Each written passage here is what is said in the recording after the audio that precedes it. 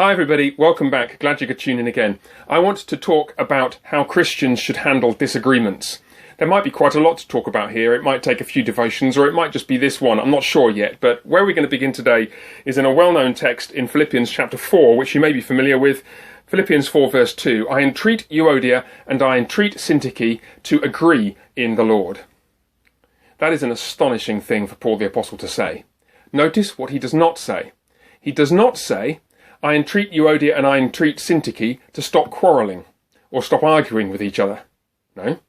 He doesn't say, I entreat Euodia and I entreat Syntyche to agree to disagree in the Lord. No, he doesn't say that either. He goes further than either of those things. He says, I want you to come to a common mind. I want you to come to the same opinion on whatever it is that you're currently disagreeing about. This almost never happens. And I want to explain why it doesn't happen and what we can learn from this about how we ought to handle disagreements among us as Christians. Because it turns out that the way that we ought to handle disagreements among Christians is to agree. We ought to seek to come to a common mind about it, whatever it is that we're disagreeing about. I want to handle this by exploring a particular example, which has not been particularly prominent on the All Saints horizon at the moment, but it will be at some point in the near future, and it's worth our while just thinking about it. Here goes. In the last few days and weeks, a couple of people have been working on installing the equipment and wiring to live stream our services at All Saints.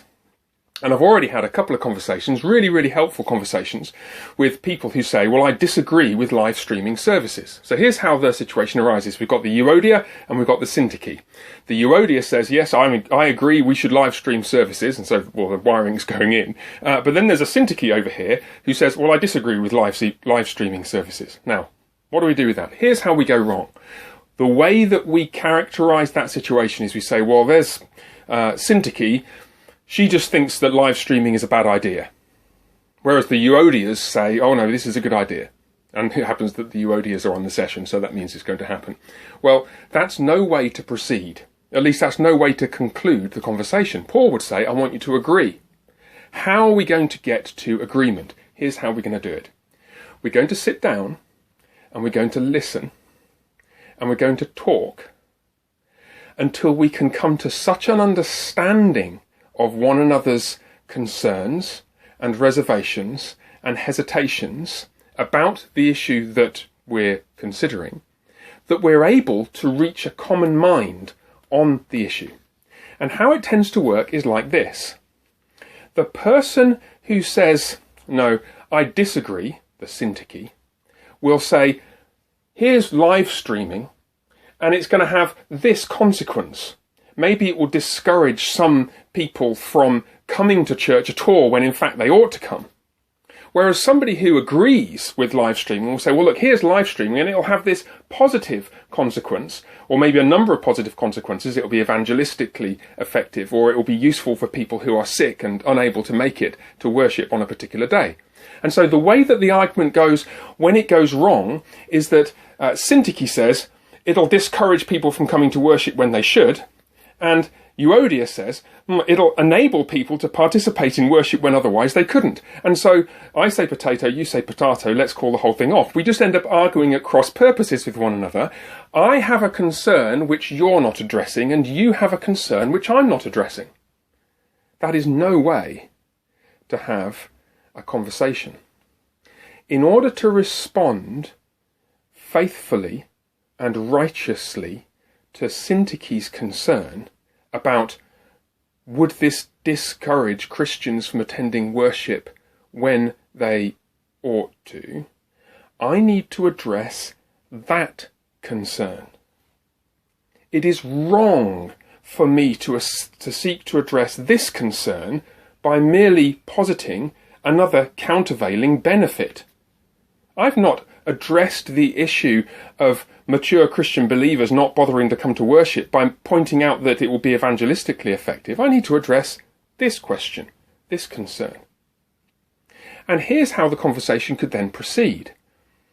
Euodia has learned from Syntyche that the well-intentioned attempt to meet these positive concerns, evangelism and helping those who can't come to worship, for example, could have these negative downsides. and we agree that these downsides would indeed be negative.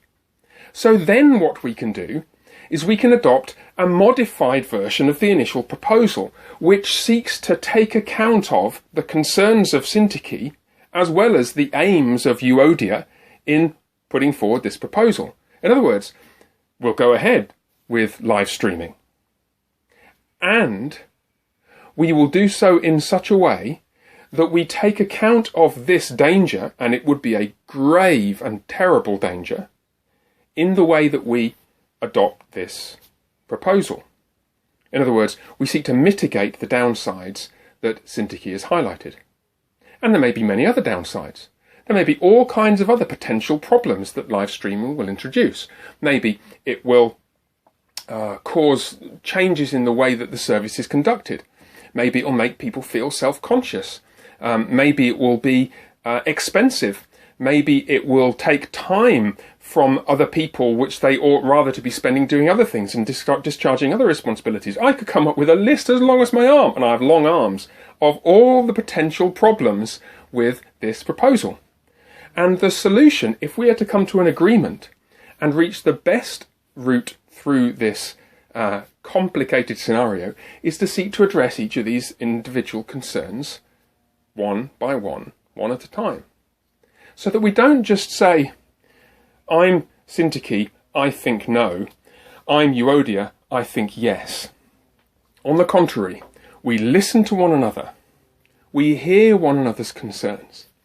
And as we hear one another's concerns, we realise, actually, you've got a really, really good point. And whatever we do, we must take account of that point in the way that we proceed. There is an example of how we might take seriously what Philippians 4:2 says, when Paul says, I entreat Euodia and I entreat Syntyche to agree with one another in the Lord. Maybe we'll have some more on this subject of how we handle disagreements in days to come. For now, though, the Lord bless you, and I look forward, God willing, to seeing you all very soon. Bye for now.